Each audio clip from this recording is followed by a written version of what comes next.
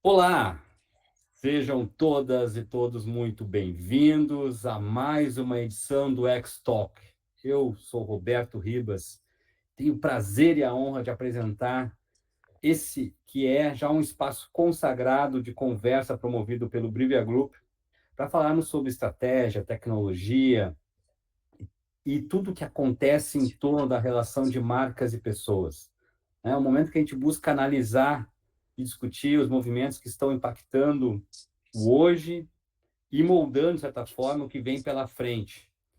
Na edição de hoje, vamos falar sobre CRM e um dos principais eventos globais sobre o tema, o Agent Force World Tour, promovido pela Salesforce. E quem vai contar tudo o que aconteceu na edição 2025 em São Paulo está aqui comigo, Felipe Faro, nosso head de CRM aqui da Brivia, e Vini Rodrigues, executivo de contas de digital da Salesforce. Meus amigos, sejam muito bem-vindos ao palco do Xtalk. O papo é todo com vocês. Muito obrigado, Ribas. Obrigado pela apresentação, obrigado pelo espaço aqui mais uma vez. Vai ser um prazer aí trocar uma bola com os nossos parceiros aí de Salesforce. Seja bem-vindo, Vini. Opa, valeu pessoal, obrigado aí pela introdução, Roberto, Faro. Vamos lá, vamos falar um pouquinho desse evento aí que foi bem legal, o maior evento que a Salesforce fez já no Brasil, a maior edição com mais pessoas. E o tema do momento aí, né, agentes autônomos, inteligência artificial, então tenho certeza que vai ser um papo bem enriquecedor para todo mundo que tiver oportunidade de assistir. Boa, Vini. Eu acho que vamos começar por aí, cara. Vamos começar conta pra gente o que é o Agent Force, né? Qual o tamanho, a dimensão desse evento e qual é o propósito que a Salesforce tem em promovê-lo, já que ele não acontece só em São Paulo, né? Ele acontece no mundo inteiro. Perfeito. Acho que é legal para falar do Agent Force World Tour, é legal trazer um pouquinho, né, de quais são os eventos que a Salesforce faz, né? Então, a Salesforce ela tem o maior evento que acontece todos os anos, que é o Dreamforce, acontece em outubro, então desse ano vai acontecer ainda. Temos o Connections, que vai ser agora na próxima semana, daqui 2 semanas, se não me engano, né, em Chicago. Esse é o segundo maior evento, né, da Salesforce a nível global. E nós temos aí depois os eventos que são feitos em cada país, né, específico, então eles escolhem ali, né, a maior cidade, geralmente. Então, tem o de São Paulo, tem em Sydney, tem na Cidade do México, em Londres, né? E cada capital aí de país recebe, geralmente, esse World Tour, né, que é o nome que eles deram para poder trazer, geralmente, né, o que foi discutido lá no Dreamforce do ano anterior, um pouco de novidades também, de coisas novas, mas ele traz muito para quem não teve a oportunidade de ir no Dreamforce, né, em São Francisco, na Califórnia, poder depois, ao longo do ano, né, ver um pouquinho de tudo que foi falado lá e também das novidades que tem aí, né, dentro do universo Salesforce, em cada lugar do mundo, né? Então, acho que esses são os principais. Temos outros eventos também que são mais regionais, né? Então, como eu havia comentado com vocês, a gente faz eventos geralmente, né, em Porto Alegre, Santa Catarina, Curitiba. Então, mas são eventos menores, né? Mas o World Tour aí esse ano, né, bateu mais ou menos ali 8, 9 mil pessoas, então foi um evento aí gigantesco, né? Com uma maior número de pessoas que a gente teve já numa edição de World Tour até hoje. Então, um evento bem bacana. Muito bom, muito bom. E me contem aí, Felipe, você que esteve lá, né, olhando né, sentindo um pouco o evento, o que você traz aí de primeiras impressões da edição de São Paulo desse ano? Cara, acho que primeiro até complementando, assim, acho que eu nunca tive num evento do Salesforce, assim, talvez tão cheio de, tanto de palestrantes, assim, e também a nível de participantes, assim, realmente foi um evento bastante denso, assim, tanto do ponto de vista de conteúdo como de pessoas ali, realmente chamou a atenção, assim, até fila de palestras que eu queria ouvir, que eu nem conseguia entrar, porque lotação máxima, assim, e foi, acho que de fato foi um evento super sucesso, e o meu olhar ali foi muito de entender um pouco ali sobre as soluções, obviamente que a gente já vem acompanhando ali pela parceria que a gente tem muito próxima com o Salesforce, mas ver o quanto que o mercado já está maduro para absorver essa nova solução, que eu acho que é um game changing grande ali das últimas atualizações que a gente tem do ponto de vista de melhorias. Eu acho que essa tem um quê de game changing, assim, de mudar de forma estrutural a forma como a gente pode potencializar o uso do Salesforce. E foi legal de ver por duas óticas. Ao mesmo tempo, a gente viu algumas empresas com cases já de uso bem legais, então eu pude acompanhar uma palestra da Iguá Saneamento, que para mim foi um dos cases bacanas, porque ele trouxe muita aplicação prática, como que a gente usa isso na solução do atendimento do dia a dia com o cliente, renegociação de dívidas, e de uma forma muito mais agilizada, escalável e customizada. E, por outro lado, ali a gente viu outras empresas ali que, putz, eu entrei em algumas palestras aqui, sem citar nome, obviamente, que eu tava feito, putz, esse vai ser o cara que vai me mostrar um case super avançado lá na frente, por ser uma empresa ali mais vanguardista. E a gente viu que não, assim, algumas empresas que eu esperava ali uma solução bem mais aplicada, você vê que eles estão começando, que deu para mim uma visão bacana para a gente, Ribas, num cenário de beleza, temos cases aplicados, gente já utilizando isso na prática e com resultados tangíveis, mais um potencial ainda da gente levar e aplicar isso para os nossos clientes muito grande. Assim. Então, acho que a gente, apesar de ter algumas empresas já avançadas, acho que a gente está num estágio ainda de maturação de como aplicar isso dentro das empresas. Né? Não sei qual que é a tua visão, Vini, mas eu pude ter essas duas quase contraditórias, né? Óticas de empresas super bem estabelecidas. Falei, opa, caramba, já está no dia a dia da empresa de forma transversal, e outras empresas que eu falei, opa, isso aqui ainda está engatinhando, tem potencial para a gente ajudar os nossos parceiros a evoluir e a melhor forma de uso, sabe? Não, com certeza. E é muito legal tu citar isso, Fara, porque a ideia do evento é justamente essa, né? A maioria das pessoas que estão no evento são clientes Salesforce ou pessoas que estão pensando, né, em adquirir Salesforce. E a gente tenta abrir muito espaço para várias empresas falarem. Então, tirar um pouco aquele jabá de só a gente falar, só a Salesforce falar, mas os clientes contarem um pouco de como eles estão, né, aplicando ali as soluções da Salesforce. Primeiro, né, para tangibilizar um pouco de que, cara, é para todo mundo, então qualquer tipo de segmento você pode hoje ter uma estratégia de CRM ou inteligência artificial, mas também para dizer que a empresa está no seu momento. Não tem como você comparar, né, um iFood, por exemplo, que já está num nível muito mais maduro, com uma empresa que está começando agora, né, com agente autônomo ou parte de CRM na sua tecnologia. Então, a gente tenta trazer esses universos para que também não fique aquele negócio muito chato para o cara ir lá e pegue uma palestra super técnica, super avançada e ele não entenda nada. Mas que ele possa também olhar para empresas que também estão no mesmo estágio do que ele, que já passaram por aquela dificuldade que ele está tendo, e como que eles desbloquearam isso com a Salesforce ou com o Agentforce ou com qualquer outra solução que a gente tem. Então, eu falo que o evento ele é uma oportunidade gigantesca de benchmark. Para todos os clientes que eu convido, eu falo, cara, vai.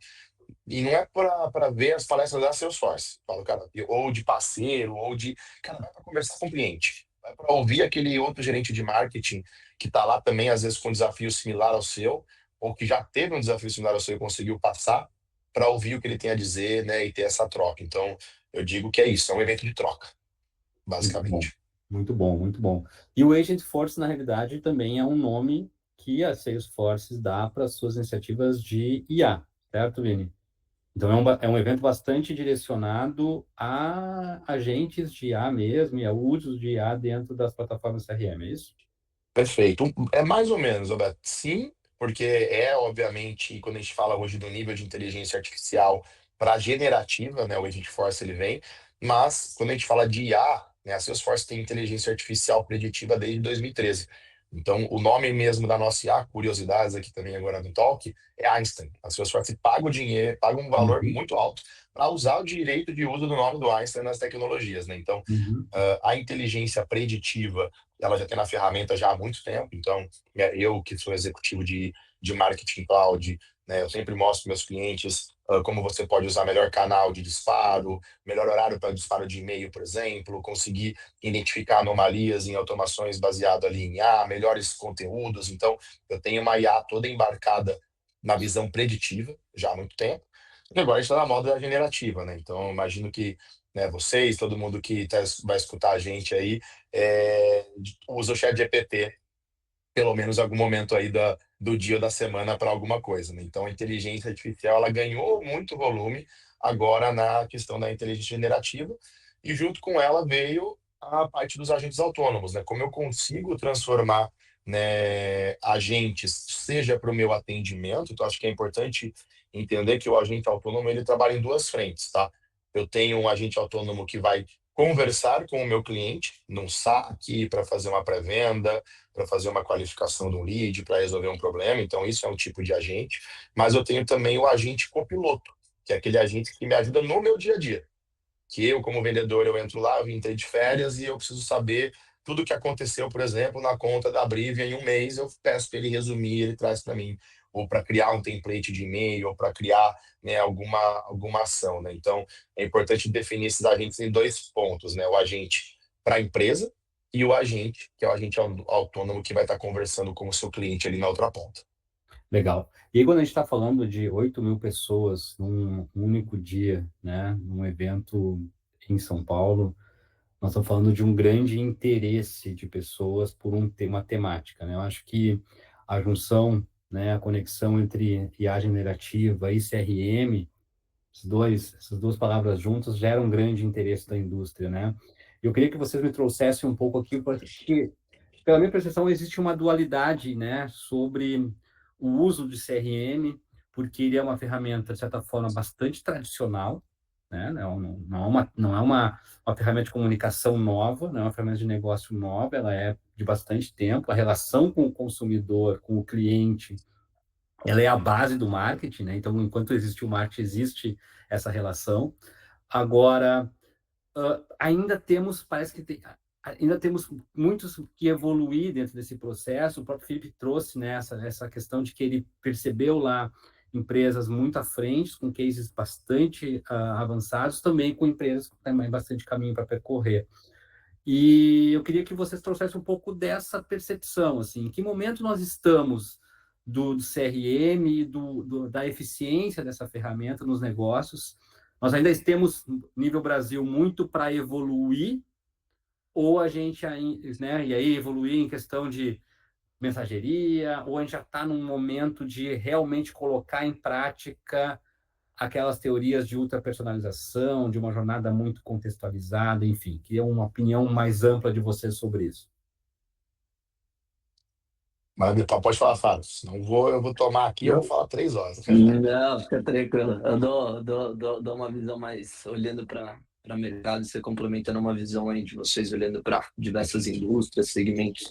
Cara, eu acho que assim, acho que a tua fala é muito boa, Ribas, e até fazendo um contraponto aqui com o que o Vini trouxe na fala anterior em relação ao Einstein, assim. Então, cara, que tem uma para te responder, Ribas, é que assim, tecnologicamente a gente está pronto para entregar todo esse trabalho de hiperpersonalização em escala, na prática, e, cara, tem empresas já entregando isso num bom nível. Estava batendo um papo, por exemplo, com o time da Natura recentemente, com a gerente de CRM, a Lidiana, ela trouxe algumas aplicações que eles estão trazendo bem bacana a nível de hiperpersonalização, e não estamos nem falando ainda de uma camada de agentes autônomos ali que dá uma escala ainda maior ali. Então, do ponto de vista de tecnologia, estamos prontos. Mas acho que tem uma coisa que a gente conversa bastante aqui na Brivia, que é a questão da maturidade de pensamento, de cultura, tanto do ponto de vista de dados, como do ponto de vista até do que é um CRM de uma forma geral, né? Acho que as pessoas vão muito, quando a gente fala de CRM, pessoas às vezes tomam um erro assim clássico de, não, o CRM é a ferramenta. Então, o CRM é que eu contratei o Salesforce, eu tenho a minha estrutura, a minha área de CRM está pronta aqui para eu fazer um trabalho de relacionamento com meus clientes de ponta a ponta. De novo, do ponto de vista ferramental, você está com uma Ferrari na mão, mas se você não souber pilotar ela, você não vai a lugar nenhum. A gente tem clientes aqui com ferramental super parrudo, mas com resultados ainda modestos, por uma falta de um olhar estratégico, de entender que CRM é colocar o consumidor no centro das estratégias e ter os dados, pautar pelos dados para tomada de decisão. E tem clientes com ferramental super modesto aqui, com resultados estrondosos, porque tem esse pensamento estratégico, esse olhar para o negócio, e aí você pega um Salesforce que potencializa, te dá escala, te dá liberdade, muito mais potencial para você entregar tudo isso. Então, acho que tem uma dualidade aqui entre o que é ferramenta, o que é tecnologia, sim, estamos prontos, versus a maturidade das empresas, tanto cultural, mas aí trazendo uma coisa mais objetiva, e aí esse é o gancho que eu passo para o Vini, que é, cara, para mim não tem uso de um bom CRM, muito menos de um agent, de agentes autônomos, se a gente não tiver uma boa camada de estruturação de dados de qualidade. Se eu não tiver dados de qualidade bem estruturados, eu não tenho nada para automatizar, ou vou automatizar um problema, talvez eu crie até vou escalar um problema que hoje ele está micro, ele entra num cenário muito maior. Então, acho que tem essas etapas que eu ainda vejo ali que precisam ser construídas. Um exemplo está aí, o Einstein existe, como o Vini bem falou, e assim, é engraçado ver alguns clientes, né, Vini, vem, não, precisamos usar mais o Einstein. Eu falei, pô, peraí, o Einstein existe há 10 anos, a gente já usa muito o Einstein ali até há bastante Uhum. tempo aqui. É que ele ganha de novo uma luz muito maior com o advento de IA mais democratizado, o chat GPT, os próprios agentes autônomos. Então, tecnologia, talvez a gente já estivesse até pronto para isso há mais tempo, mas acho que agora, culturalmente, a gente começa a ficar mais democratizado o assunto, sabe? Não, com certeza. E eu concordo plenamente. Eu sempre falo que tecnologia não é fim, ela é meio, né? Então não adianta você ter a melhor plataforma do mercado se você não tem processos, né, e uma estratégia bem definida.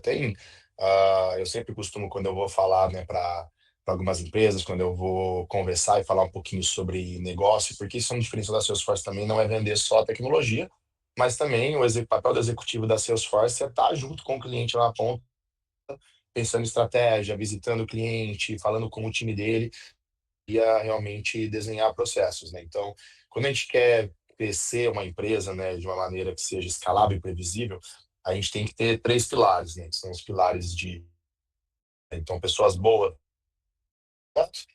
processos e estratégia, né? Então, bons processos com uma boa estratégia e a tecnologia. Então, a tecnologia sozinha ela não vai fazer milagre. Inclusive, se você tiver uma ótima tecnologia e não tiver processo, provavelmente você está gastando muito dinheiro com uma tecnologia que não vai, né, funcionar de nada. Então, por isso que quando a gente entra com um projeto dentro da Salesforce, e eu entro em algumas reuniões, eu brinco com os clientes, eu falo, eu não vendo Salesforce, gente, eu vendo solução de problema. Então, não me venha querendo procurar comprar CRM. O que está dando errado aí? Como que está o teu processo hoje? O que não está funcionando dessa ponta até essa ponta? Então, né, é essa que é a grande visão quando a gente olha para CRM. Por quê? Porque as pessoas têm aquela visão ainda, né, Faro, que CRM é o funil de vendas. É a força de vendas. O CRM tem o Pep Drive. Cara, não é só... Isso é uma parte dentro da jornada do lead, que é o CRM. Quando a gente fala, né, do CRM como um todo, eu tenho desde lá do começo, né, do funil de aquisição, do funil de consideração, retenção, loyalty e advocacy. Então, não termina a jornada do cliente ali depois que ele entrou e vendeu, ele vai até no momento dele virar um promotor da tua marca. Então, quando a gente fala de CRM, né, e por que a Salesforce hoje ela é, né, o maior player do mundo nisso, é porque ela tem várias nuvens para cada etapa dessa jornada. Então, nenhum cliente começa com todas. O cara começa resolvendo aquele problema específico. Aí, opa, agora eu zerei essa parte do jogo. Bacana, como é que eu vou para a próxima? Pô, a próxima agora a gente vai para esse caminho aqui. Pô, então agora que tá dando certo aqui, vamos falar de programa de fidelidade. Então a gente vai para cá. Né? Então, igual você falou de personalização, né, Fábio e Ribas. Às vezes tem cliente, mas eu quero fazer oferta hiper personalizada tal. Eu falo, cara, mas nem segmenta a sua base para disparar e-mail. Você não faz o básico e tu quer ir para o nível mais alto do jogo, que é personalização para um, né? Então, é isso que tem que entender. Você tem que respeitar o processo e ter uma boa estratégia para que você consiga chegar no mesmo nível, né, de um grande player que tá utilizando. Qual que é o ponto positivo? Todo mundo pode fazer isso, mas você tem que respeitar esse processo e fazer uma boa estratégia. Faz feijão com arroz, deu certo, tu aumenta. Cara, pô, agora como é que eu segmento um pouco melhor aqui? Agora como eu vou para hiperpersonalização em escala um para um, né? Então, é essa escadinha. E tudo isso, e pegando esse gancho do Fábio, que eu acho que é muito importante, dados, né? As empresas hoje, elas olham para a tecnologia, Salesforce, isso, aquilo, mas o Salesforce não faz, né, tudo sozinho. Muitos dados vêm de outros lugares, vem do RP, vem de um frente de caixa quando o cara no mercado, vem de um e-commerce, vem de vários lugares eu tenho dados, e muitas vezes esses dados, eles se perdem e eles não se conversam. E aí a empresa nunca consegue ter o que a gente chama de uma fonte única da verdade. Ela não consegue construir esse perfil 360 do cliente porque ele tem dado vindo de várias fontes, né? Estudos mostram também que as fontes de dados cada vez estão aumentando, né, nas empresas. Então, você pegar, né, de 5 anos para cá, quando a média de fontes de dados que tinha era 13, hoje as empresas têm 20 fontes de dados diferentes. Então, se eu não tenho um lugar para poder armazenar esses dados e tratar esses dados para poder acionar, não dá certo. né? Porque o dado por dado ele é só um fragmento de informação. O que importa é o que eu faço com ele, como eu aciono esse dado. E foi por isso que a Salesforce, antes até do GeForce, por isso que eu falo até que o que tem, não tem tanto hype igual a GeForce, mas o que deveria ser o mais importante, que é a base da GeForce, é o Data Cloud, que é a nuvem de CDP da Salesforce, que é a nuvem de dados, onde você consegue trazer tudo para que a gente fala, cara, não adianta você ter agente autônomo se você não tem, né, uma CDP aqui para poder realmente ter a confiança dos dados, para que o agente olhe para os dados e faça os acionamentos. Então, todo mundo que está assistindo, que quer fazer agente autônomo, que quer fazer. Gente, o primeiro passo é você organizar os seus dados e ter confiança realmente que eles estão, né, harmonizados para que você faça aí o uso melhor de um agente. Pode fazer os dois juntos? Pode, mas ter um agente sem ter uma base de dados consistente e confiável não vai adiantar. Muito bom, gente, muito bom. E aí vocês trazem duas coisas complementares, né? Que é esse raciocínio, quando o Felipe fala sobre, né, um raciocínio de CRM, uma visão clara, né, que é materializada numa estratégia, e essa frente de organização de dados para, depois disso tudo, conseguir usar o melhor da ferramenta, né? Como se fosse efetivamente ter uma atitude de piloto, a habilidade da direção e aí ter a Ferrari para fazer, né, as melhores curvas e a melhor corrida, digamos assim, né? Mas, Felipe, assim, traz um pouco mais para o chão isso, né? Vamos trazer aqui, bom, eu tenho a Ferrari, eu sou uma empresa de grande porte, que eu fui lá, eu entendo que eu preciso ter uma plataforma robusta, líder de mercado como o Salesforce, e eu fui lá e conversei com o Vini, implantei essa ferramenta. Bom, o que eu faço agora com isso? Qual é o primeiro passo? Como é que a gente ajuda essa empresa a usufruir do máximo dessa potência de máquina que ela tem? Perfeito, cara. Eu acho que assim, esse ponto, Riba, daí a gente começa até na primeira explicação do Vini sobre as duas grandes frentes de aplicação dos agentes autônomos, sabe? Acho que tem uma visão ali para o atendimento, uma coisa que eu acho que é mais interface com o cliente final, vamos dizer assim, e tem como que a gente usa os agentes autônomos para dentro, numa pegada ali interna, ali quase de capacitação do time interno, né? E isso, quando eu fui olhando alguns cases lá, isso para mim ficou muito claro. Quando você vai para a camada do atendimento, acho que talvez a gente tenha até algo que é mais familiar para a gente, os famosos chatbots, que a gente convive com eles aí há 15 anos, aí pelo menos, que a gente ouve sobre eles. Só que a maioria das pessoas tiveram experiências com chatbots que eram pensados num outro jeito de construir, uma outra tecnologia. Primeiro, eles nasceram por árvores de decisão. Então, se o cara me pergunta isso, eu respondo isso. Se ele responder isso, eu vou para essa outra pergunta. E assim, para a gente fazer o setup, é um humano fazendo ali por trás. Ele faz todo esse caminho dessa árvore de decisão que a gente fala e o programador vai botar isso dentro de um chatbot, conforme a interação do cliente vai chegando lá. E aí fica mecanizado, tu faz a pergunta que não está na E não árvore, chega. eu olho para A ela. dar manutenção nisso depois, A vixe. manutenção, não, você descobre que ali no meio, putz, não era essa pergunta, eu tinha que ter perguntado outra, porque dá para ele responder uma terceira resposta que eu não tinha previsto. A manutenção disso, como o Vini falou, é quase que fazer do zero. E a visão do cliente é o que o Ribas está trazendo aqui, no sentido de, cara, uma experiência péssima. Você acaba ficando girando e louco para falar com um atendente humano. Então, toda aquela estratégia que era para digitalizar o atendimento, você frustra o cliente e da próxima vez ele não vai nem pensar em um canal digital, vai pegar o telefone e volta ali os custos de call center que a gente sabe. Tanto Só até que um quando a ponto que gente... é legal, Fábio, desculpa até te interromper, mas para Imagina, agregar, e uma tranquilo. das grandes dificuldades hoje também do agente é porque as pessoas têm um trauma com o chatbot. Então, Isso. a gente tem que deixar o agente mais humano possível para ele não entender que é um robô, porque mesmo sendo diferente, ele guarda aquela experiência ruim do chatbot da decisão. Ele fala, eu não quero falar. Ele entra e já quer falar com o humano. Eles nem tentam resolver o problema ali com o que dá para fazer dentro do atendimento. É engraçado isso. Cara, não, e essa foi muito bom teu complemento, que é exatamente o gancho que eu ia fazer agora. Então a gente vem com esse viés, esse trauma dos chatbots, primeiro nessa árvore de decisão, depois vem ali o que na época a gente chamava ali de um IA, mas era um IA ali marromeno, vamos dizer assim, um pouquinho de inteligente ali, mais artificial do que inteligente, vamos dizer assim, e que melhorou um pouquinho a experiência, mas também deu muito mais escala, não resolve, não traz aquela humanização. Cara, quando a gente olha hoje para o que a tecnologia tem a oferecer, de fato, hoje a gente consegue ter uma conversa muito mais humanizada, como o Vini trouxe, menos robotizada, com essa barreira que ainda a gente sabe que o público ainda está traumatizado por conta dessas más experiências. Então, tem um desafio aqui de como que a gente vai, de fato, trazer isso para frente do consumidor, como que a gente quebra essa barreira, esse ranço, né? E aí, quando a gente olha para essa camada ali, voltando ao meu ponto desse interface com o cliente final, vamos fazer esse comparativo com o que a gente tinha no chatbot. Então, é uma ferramenta para automatizar a relação com o teu cliente ali, o atendimento com o teu cliente, mas de uma forma muito mais potencializada. Por ser um AI generativo, a gente consegue trazer essas camadas de humanizar mais essas abordagens ali.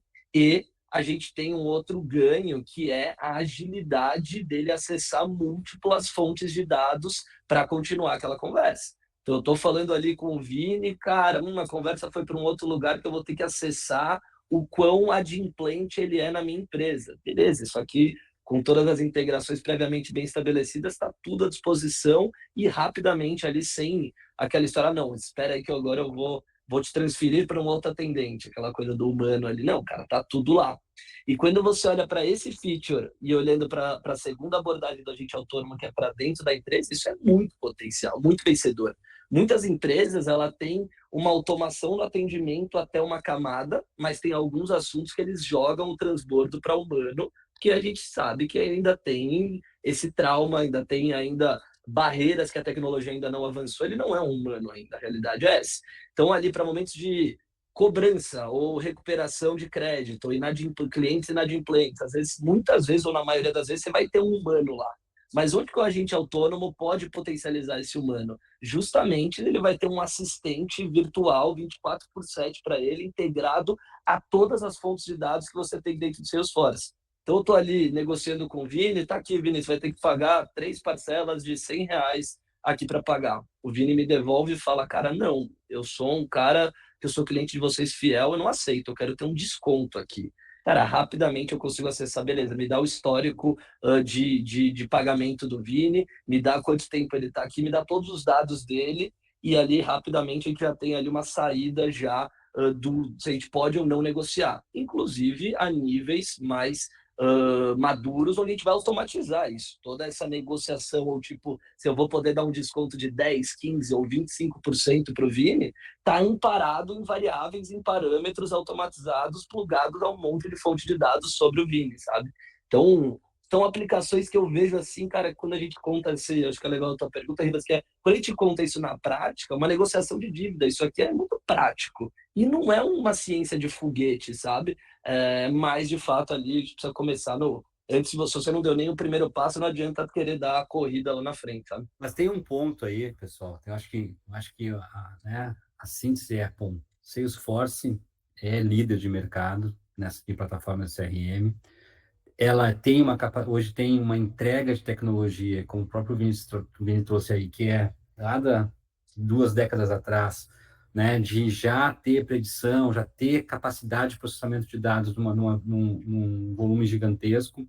Hoje, né, está disponibilizando já ferramentas como tanto para Copilot quanto para atendimento na ponta, mas existe uma coisa no meio dessa história toda que não evoluiu na mesma velocidade. Até o raciocínio das pessoas, acredito que tem evoluído bastante, né? A gente tem essa visão da centralidade do cliente, mas a resposta organizacional das empresas ainda é uma grande trava, né? Porque essa história que o Felipe falou agora, né, de cobrança, eu fui anotando aqui as áreas que isso interfere, né? Então, eu estou falando aqui adimplência, estão falando do financeiro. E nós temos também a parte de atendimento, que às vezes é uma área específica dentro da organização. Nós temos a parte de vendas, que eu quero vender um novo produto para ele. Eu tenho a própria comunicação, que dá qualidade, que dá textura para esse atendimento, que dá o tom de voz, a adaptação correta de como fazer esse processo de comunicação, além do produto, que eu estou falando de um produto especificamente, tem algumas features que eu posso, de certa forma, trabalhar. Então, vendas, comunicação, atendimento, produto financeiro são áreas diferentes, são áreas distintas que muitas vezes estão sob ritmos e metas e objetivos muito distintos dentro da organização. E mesmo que cada uma dessas áreas tenha um raciocínio centrado no cliente, elas ainda têm, né, cobranças e respostas a darem diferentes, em momentos diferentes, que faz com que essa orquestra ela não funcione de forma harmônica, ela tem tons diferentes. E parece que esse é o grande desafio que as empresas têm ainda para conseguir entregar, de certa forma, uma jornada muito mais fluida, né? Vini, eu queria provocar pelo lado da plataforma, né? Porque vocês estão desenvolvendo, vocês obviamente conhecem a realidade dessas empresas, conhecem o potencial das ferramentas. Como é que hoje a Salesforce se alimenta do aprendizado adquirido de décadas entregando ferramentas CRM para ajudar as empresas, ou de certa forma, projetar os seus serviços e a próprio agent, né, Force, para diminuir um pouco esse atrito entre áreas dentro de uma organização que muitas vezes que é gigantesca. Maravilha. Eu acho que uma coisa que é bem legal é trazer um pouquinho de como que a Salesforce ela opera eu brinco que é a tríplice coroa da Salesforce para o atendimento ao cliente, né? Porque muito poucas pessoas sabem disso, tá? Mas o Customer Service ele nasceu na Salesforce. Porque a Salesforce, né, o logo é uma nuvem, porque na época era tudo on-premise, então o Salesforce foi o primeiro software nuvem por assinatura, e ela percebeu e falou, vixe, agora eu cobro assinatura. Se eu não entregar sucesso, o cara cancela.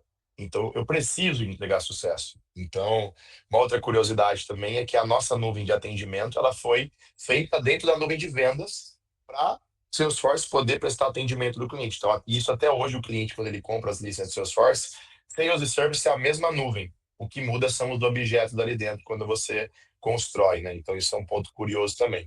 Então, entendendo isso, a Salesforce percebeu que não adianta ela ter a melhor plataforma se ela não tem um ecossistema para fazer com que aquele cliente use a plataforma da melhor maneira.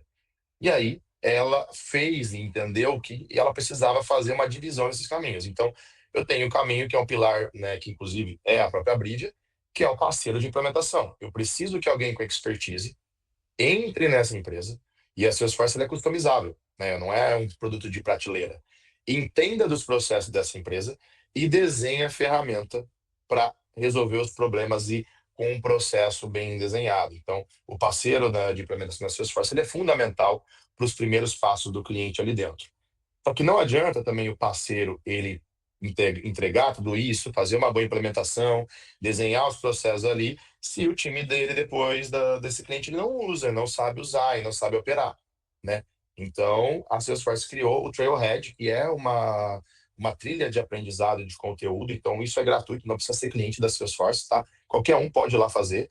E tem diversos conteúdos gratuitos da Salesforce lá, desde IA, Data Cloud, de nuvens específicas, né? Então, é uma ferramenta tão incrível que, não sei, né? Vocês estão aí no Sul, mas recentemente o Eduardo Leite deu uma notícia que eles vão usar o Trailhead da Salesforce para fazer capacitação de pessoas no Rio Grande do Sul. Olha o nível que isso é bacana, entendeu? Você usar uma trilha de conteúdo gratuita de uma empresa americana para poder fazer uma capacitação de pessoas aí. A gente faz isso também no Caldeira, tem eu não vou lembrar o nome agora do programa do Caldeira, eu sou mentor lá do Caldeira também, mas a gente tem lá um programa para pessoas de baixa renda para poderem também se desenvolver e crescerem profissionalmente. Ele é baseado dentro do Trailhead. Geração Então, Caldeira, não? Geração Caldeira, perfeito. O Geração Caldeira hoje, muitas partes deles são com trilhas do Trailhead, que são, né, que é esse ambiente educacional ali da Salesforce, gratuito e acessível para todo mundo. E a mesma coisa os clientes. Então, quando a gente fecha, né, um contrato, eu particularmente, tenho toda uma trilha de conteúdo que eu mando para o meu cliente e falo, tá, o parceiro está implementando, mas você precisa aprender também isso. Então, cara, segue esses cursos aqui. E esse seria o segundo pilar, você capacitar as pessoas da empresa para que elas usem também. O pilar do parceiro, quem que vai ajudar nesses primeiros passos. E o terceiro pilar é o pilar Salesforce estratégico. Eu tenho que ir lá nesse cliente e falar de negócio, não de plataforma. Eu tenho que entender por que que ele quer fazer isso aqui, porque às vezes muitos clientes, Roberto, ele tem a visão, eu quero fazer isso aqui, e ele acha que só existe uma maneira de fazer. E você fala, o bom vendedor pergunta por quê? Por que você quer fazer isso? Qual que é o teu objetivo no final? E às vezes você entende que o objetivo dele no final não é aquilo que ele quer fazer. mas ele quer aquele objetivo final, que dá para você fazer de 3, 4 maneiras diferentes. Aquela mesma coisa, mas com uma estratégia que às vezes pode ser um pouco mais escalável e mais robusta. Então, esse papel do executivo na Salesforce, ele é fundamental, por isso que os executivos de Salesforce, geralmente, eles são mais sêniores, justamente. Eu tenho 10 anos de mercado, vim de ActiveCampaign, Ada Station, já todas as ferramentas de automação de marketing eu já vendi, eu já implementei para alguém. Mas por quê? Porque não é falar de plataforma, eu tenho que falar com o cara de negócio. Como é que eu aplico uma jornada para esse cara e eu provoque ele a construir alguma experiência realmente significativa. Então, esses seriam os 3 pilares fundamentais para conseguir entregar sucesso para o cliente, para que não entre nesse problema que você falou. Eu diria que tem um quarto ainda, que seria o suporte realmente a coisas técnicas, né? Então, teve um problema, como qualquer tecnologia, o cara pode ter um problema que tem que abrir o ticket, né?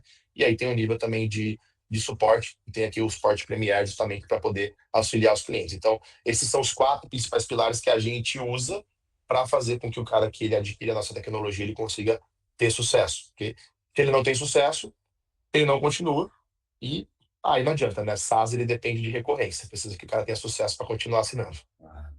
Felipe, o Vini trouxe aí Eu acho que um pilar deles, né? Ele traz exatamente o parceiro, né? A empresa de estratégia que vai ajudar o cliente na condução, na utilização da plataforma Salesforce. E aí ele traz ali, quando ele fala de estratégia, ele traz uma palavra que não é uma palavra comum para se falar sobre CRM, que é negócio. Muita gente coloca a CRM dentro de um balde de comunicação, de marketing, né? E CRM é uma ferramenta de negócio, né? Nós falamos aqui, ela transita, ela é transversal ao financeiro, comunicação, vendas, produto, atendimento. Então, de certa forma, ela atende N pontos de um negócio. Fala um pouco mais agora, Felipe, até para a gente encaminhar um pouco o nosso encerramento aqui sobre, né, a visão Brivia, Peppery, sobre CRM. É uma ferramenta de negócio, é uma ferramenta de comunicação, é ambas. E como é que a gente dá esse suporte, sendo um dos 4 pilares que o Vini trouxe aí? Perfeito, Ribas. Eu vou começar pela tua pergunta, vou fazendo algumas conexões na fala do Vini, que eu acho que foi bem interessante. Eu acho que primeira coisa, assim, né? Vou repetir um pouco o que eu falei acho que na primeira pergunta. CRM não é ferramenta, CRM não é disparo de e-mail marketing e CRM não é só relacionamento. CRM, vamos olhar a sigla, né? Customer Relationship Management. Então, é a gestão do relacionamento com o teu consumidor. E com uma cultura data-driven, senão você não vai entregar você não vai fazer uma boa gestão do relacionamento com o teu consumidor. E CRM é motor de negócio. Então, para a gente aqui na Brivia e na Pepper, KPIs de comunicação são importantes, são fundamentais para a gente sempre melhorar a forma como a gente interage e se relaciona com os nossos consumidores. Mas o que pauta aqui o sucesso das nossas operações de CRM são KPIs de negócio. Seja no início da jornada ali, o CRM trabalhando num espectro de nutrição dos leads, buscando aquisição. Sim, o CRM começa antes dele virar cliente. Acho que esse é um outro ponto importante para a gente trazer na mesa, é da nutrição do lead. Enquanto eu estou buscando a aquisição desse cliente, já é um trabalho de CRM. Eu brinco se tem CPF ou se tem CNPJ na base, é CRM. Então, assim, só o CRM sabe como orquestrar o relacionamento com aquele cliente, prospect identificado, até a ponta do ciclo de vida. Para a gente falar de fidelização, retenção, upsell, member get member, e assim por diante. Então a gente tem que olhar para o CRM. Durante muito tempo, os projetos CRMs eles eram tocados exclusivamente pela área de TI. E isso, assim, eu vivi isso junto com o Salesforce em outras empresas, muitas dores. Implementações que ali, depois de feita a implementação, e a ferramenta não funciona. Puta, será que Salesforce, a melhor ferramenta do mercado, não funciona? Ou será que faltou um penso estratégico, um olhar de negócio no setup, que é como o Vini falou aqui, é fundamental. O planejamento, antes da gente entrar para um nível de implementação, talvez seja a etapa mais importante. E durante muito tempo isso ficou na mão somente do time de TI. E aí TI implementa e entrega a ferramenta na mão do time de negócio. O time de negócio não participou ou não soube direcionar o que precisava ser feito. Vai ter uma ferramenta na mão que não vai atender às necessidades e objetivos do time de negócio. Eu acho que ao longo do tempo, e isso acho que a Brivia vem levantando, a Brivia e a Pepper vem levantando essa bandeira há muito tempo, de que, cara, esse olhar de negócio tem que ser no início. Hoje eu vejo esses projetos de implementação muito mais bacanas e estruturados, trazendo o time de negócio para o começo da conversa. Óbvio que o time de TI aqui tem que acompanhar, estamos falando de ferramenta, integrações de dados, mexer na nuvem, no CDP da empresa, então tem uma camada tecnológica importante, técnica, mas ela tem que ser direcionada pelo time de negócio ali, porque no final do dia é esse time que vai usar. Então, acho que esse é um ponto do como que a gente acredita na nossa visão do CRM, e até na tua última dúvida ali, né, Ribas? Cara, quando a gente fala sobre, putz, isso aqui mexe com múltiplas áreas, etc. Cara, se a gente, isso não é para ser sentido essa dor na operação. Isso tem que ser mapeado e previsto nessa etapa de planejamento, nesse nosso setup estratégico, para que a gente vá numa camada de implementação já sabendo como essas áreas têm que se conversar e o CRM já norteado de como que essas áreas se conversam. Uma vez isso bem feito, no dia a dia, Ribas, aquela tua preocupação de puta, mas os objetivos das áreas não estão alinhados, um está olhando para a receita, para a inadimplência, outro está olhando para o NPS ali do cliente. Cara, quando a gente tem esse trabalho prévio bem estabelecido, na prática, isso aqui vira algo que não tem discussão. Porque se tem uma coisa que a inteligência artificial faz melhor do que a gente, é a tomada de decisão, que eu falo que é a tomada de decisão fria. A gente, qualquer humano, quando está sob pressão natural, meu e-commerce caiu, a integração do e-commerce da Vtex no Salesforce caiu. Estou perdendo R$ 5.000 por minuto enquanto isso aqui não resolve. Cara, o engenheiro ali que está para tomada de decisão, ele está pressionado de todas as pontas. Agora, se eu tenho um agente autônomo preparado para ler esses processos, ele vai tomar decisão fria e calculista. Eu estou com 2 problemas aqui. Esse problema me representa R$ 1 milhão. Ninguém está reclamando na minha orelha, mas ele representa R$ 1 milhão a mais. Esse outro problema está todo mundo enchendo, abrindo 10 chamados, mas vai mexer R$ 10.000 no dia. Beleza, eu vou priorizar essa resolução e que se dane o estresse. Então ele acaba trazendo uma frieza na tomada de decisão muito importante. Mas só se eu tivesse esse trabalho que o Vini comentou, do inicial, esse olhar estratégico e visão de negócio, antes da gente entrar numa etapa de implementação. E esse ponto que o Faro comentou, ele é muito importante, até mesmo quando a gente fala para a construção de um agente, porque a gente vai falar às vezes com algumas empresas e legal, vamos fazer um agente. E sempre é pensado o que quer que ele faça. As pessoas estão acostumadas já de GPT a dar ordem, né? Faz isso, gera isso. Eu quero que a gente faça isso. E esquece que tão importante quanto o que ele faz é o que ele não pode fazer, né? Os guardrails é o que a gente chama, né? Então, não é só você pensar, não, eu quero que ele faça isso, mas o que ele não pode fazer também? Por que que ele tem que fazer isso? Como que ele vai acessar essa informação? Então, a tecnologia ela vem muito para ajudar, mas as pessoas às vezes esquecem de. Eu faço reuniões com empresas e eu gosto, toda vez que eu vou para a empresa, eu falo assim: você tem quadro branco aí? Uma sala com quadro? As pessoas têm, por quê?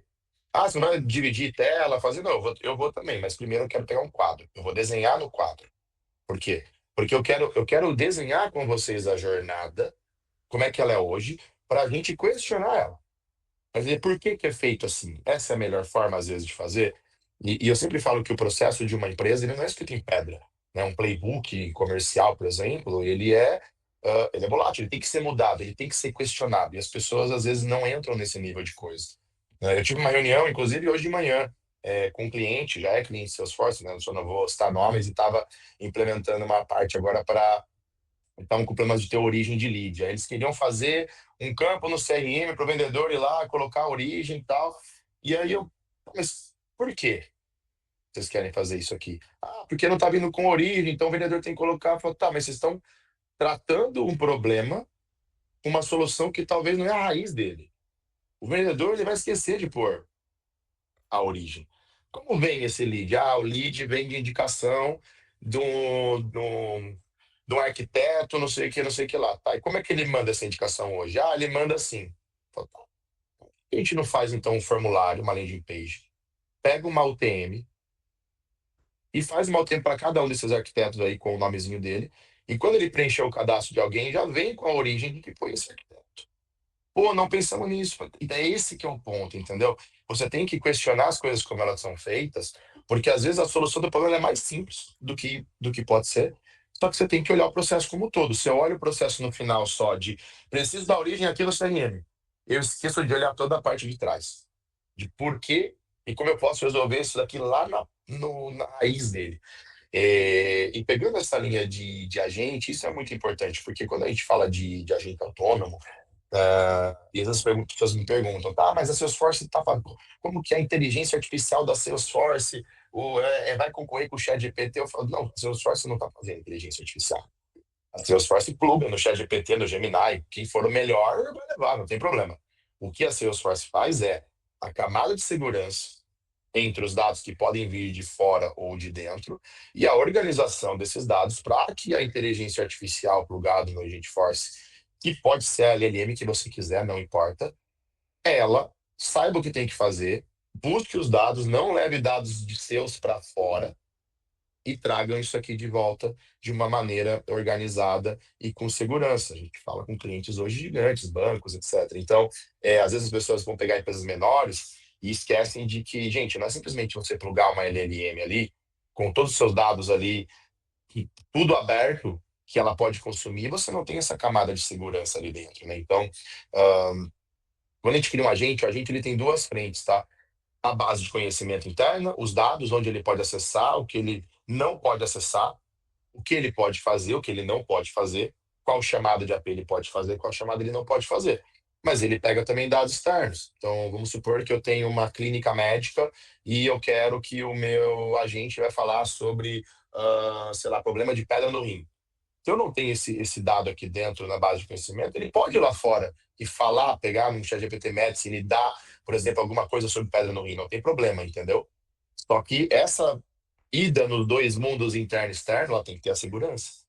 Porque senão você pode ter alguém que entra no seu agente e pede uma informação confidencial da tua empresa. Então, isso é muito importante. Não é só sair criando agente. Vai ter um monte. Agora é onda de agente. Tem um monte de empresa aí falando que tem agente e tal. Tomem cuidado. Porque você está deixando os dados da sua empresa, que são os bens mais preciosos, à mercê, talvez, de uma empresa que não consegue te garantir a segurança que esse dado não vai sair desse agente para fora. E tu trouxe um ponto bem importante aí, além da segurança, que é sobre o questionamento do processo, né? O questionamento da jornada existe. A gente aqui tem uma visão muito clara sobre isso, né? Que, assim, todo ponto de contato que a marca tem com o seu cliente, ela tem que entregar valor para ambos os lados. Ela tem que atender os objetivos de negócio da organização, da empresa, da marca, mas ela também tem que entregar valor, de fato, ao consumidor. E quem, de certa forma, é protagonista dentro desse processo é o consumidor, é o cliente. Ele que dita isso. O Felipe falou sobre centralidade no cliente ali. É ele que tem, de certa forma, o peso maior dessa relação. Porque sem ele não existe a empresa. E essa entrega de valor, ela precisa ser pela ótica dele, pelas expectativas dele, né? E aí, muitas vezes, a gente desenvolve um processo pensando nas premissas da empresa. Ah, porque aqui na empresa eu preciso colocar uma SLA de 2, 3 dias, porque eu preciso aqui, a minha área de financeiro precisa processar essa informação antes de devolver.